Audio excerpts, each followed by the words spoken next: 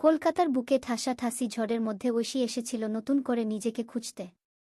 মায়ের অকস্মাৎ চলে যাওয়ার শোক এখনো বুকে জ্বালা পোড়া, কাচের মতো মনটা যে কোনো মুহূর্তে ভেঙে পড়ার উপক্রম। এই বিশাল শহরে একটা ছোট্ট বইয়ের দোকানে কাজ নেওয়াটাই ছিল তার একমাত্র ভরসা। পুরানো কথা নামে সেই দোকানটা ঐশীকে এক অদ্ভুত শান্তি দিয়েছিল। কাঠের আলমারিতে সাজানো হাজারো গল্পের মাঝে হারিয়ে যেতে পারত সে, নিজের গল্পকে একটু দূরে রেখে। একদিন দোকানে ঢুকে পড়লেন অগ্নি। গায়ের রং একটু গম্ভীর, চোখে এক অদ্ভুত স্নিগ্ধতা। হাতে নিলেন রবীন্দ্রনাথের চোখের বালি।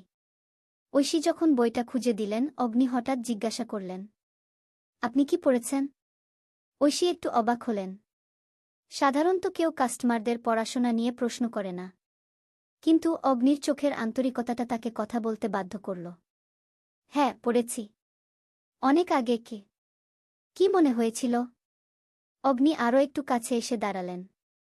এই রকম কাছাকাছি আসাটা ঐশীর কাছে অস্বস্তিকর মনে হল।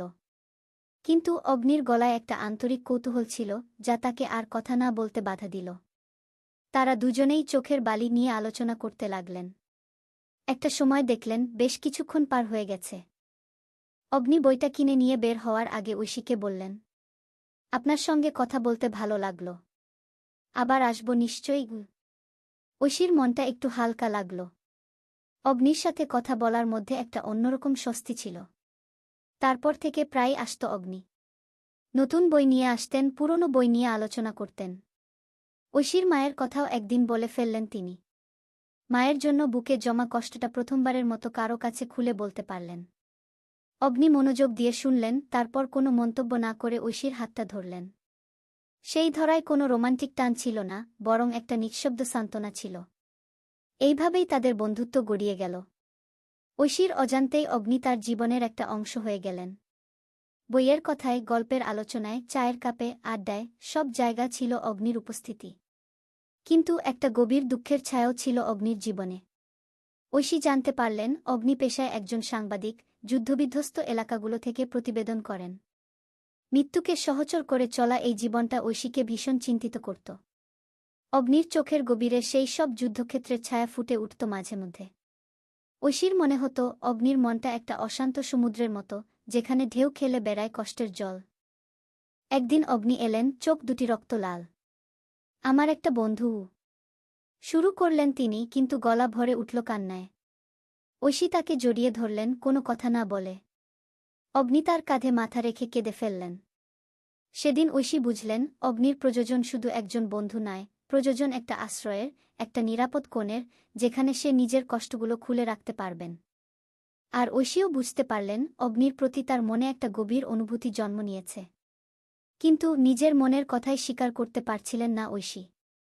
মায়ের মৃত্যুর শোক এখনও কাটেনি, অগ্নির ঝুঁকিপূর্ণ জীবনটাও তাকে দুশ্চিন্তায় ফেলে। একদিন সাহস করে অগ্নিকে তার মনের কথা বললেন ঐশী। আমি জানি না কি হচ্ছে আমার সাথে, কিন্তু তোমাকে দেখতে না পাওয়ার ভয়টা গু। অগ্নি তার কথা শেষ না হতেই ঐশীর গালে হাত দিয়ে থামিয়ে দিলেন। তার মুখের একপাশে একটা হালকা হাসি ফুটে উঠল। আমিও ঐশী, তোমাকে হারানোর ভয়টা আমারও রয়েছে, কিন্তু আমার কাজটাই আমার জীবন। ঐশীর চোখে জল এলো। সে জানত অগ্নি মিথ্যা বলছেন না। কিন্তু ভালোবাসা কি কিছু নিশ্চয়তার সাথে বাঁধা? ঐশী নিজের মনেই প্রশ্ন করলেন। এরপর কয়েকটা দিন অস্বস্তি নেমে এলো তাদের সম্পর্কে। দুজনেই চুপচাপ থাকতেন, বইয়ের কথায় মনোযোগ দিতে পারতেন না। একদিন দোকান বন্ধ করে দেওয়ার পরে ঐশীকে আটকালেন অগ্নি। ঐশী একটানা নিঃশ্বাসে বললেন, আমি ছেড়ে চলে যেতে পারবো না। তোমাকে ছেড়ে চলা আমার পক্ষে অসম্ভব। কিন্তু আমার কাজটাও আমি ছেড়ে দিতে পারি না গি। ঐশী চুপ করে থাকলেন। একটা সমঝোতা করতে পারি কি? অগ্নি একটু এগিয়ে এলেন। যখনই সম্ভব ফিরে আসব তোমার কাছে গি। ঐশী তাকালেন অগ্নির চোখের দিকে। সেখানে দেখলেন এক অসম্ভব দ্বন্দ্বের ছায়া। ভালোবাসার টান ও পেশার দায়িত্ব দুটোই টানছে তাকে। জানত ঐশী, এই সিদ্ধান্ত সহজ নয়। কিন্তু সেও তো আর নিজের মনের টানকে অস্বীকার করতে পারবে না। একটা গভীর নিঃশ্বাস নিয়ে ঐশী বলল, ঠিক আছে অগ্নি, কিন্তু প্রতিবার ফিরে এসে আমাকে সব খুলে বলবে। যুদ্ধের মাঠের গল্প, তোমার ভয়, তোমার কষ্ট, সব আমি শুনব। অগ্নির মুখে ফুটে উঠল একটা স্বস্তির হাসি। সে ঐশীকে জড়িয়ে ধরল। থ্যাংক ইউ ঐশী, তুমি আমার সবু। এরপরের দিনগুলো কেটে গেল এক অদ্ভুত সুখের ছোঁয়ায়। অগ্নি যখন থাকতেন তখন দোকানের পরে ছাদে বসে তারা গল্প করতেন। ঐশী শুনত দূর দেশের গল্প, যুদ্ধের বিভৎসতা, মানুষের দুঃখ আর সাহসের কথা। অগ্নি শুনত ঐশীর ছেলেবেলার গল্প, তার লেখালেখার স্বপ্ন। দুজনের জীবন যেন দুই মেরু, কিন্তু ভালোবাসা সেতু হয়ে দাঁড়িয়েছিল তাদের মাঝে। কিন্তু সুখ সবসময় স্থায়ী হয় না। একদিন খবর এলো, অগ্নি যে এলাকায় রিপোর্ট করছেন সেখানে তীব্র গোলাগুলি চলছে। দিনের পর দিন কোনো খবর নেই। ঐশী ছটফট করে উঠলেন। ঘুম আসে না, খাবার খেতে পারেন না। অবশেষে এক সকালে ফোন করলেন অগ্নি। কণ্ঠটা ভাঙা, কিন্তু একটা স্বস্তি ছিল তার গলায়। ঐশী, আমি ঠিক আছি। ঐশী আর কিছু বলতে পারলেন না। ফোনের ওপাশে শুধু তার কান্নার শব্দই ভেসে এলো। এরপর আরও অনেকবার এমন অপেক্ষার অগ্নিপরীক্ষা দিতে হয়েছে ঐশীকে। কিন্তু প্রতিবারই অগ্নি ফিরে এসেছেন। আর ফিরে এসে ঐশীর কাছে খুলে বলেছেন সব, যুদ্ধের বর্বরতা, মানুষের হাহাকার, নিজের মৃত্যুভয়।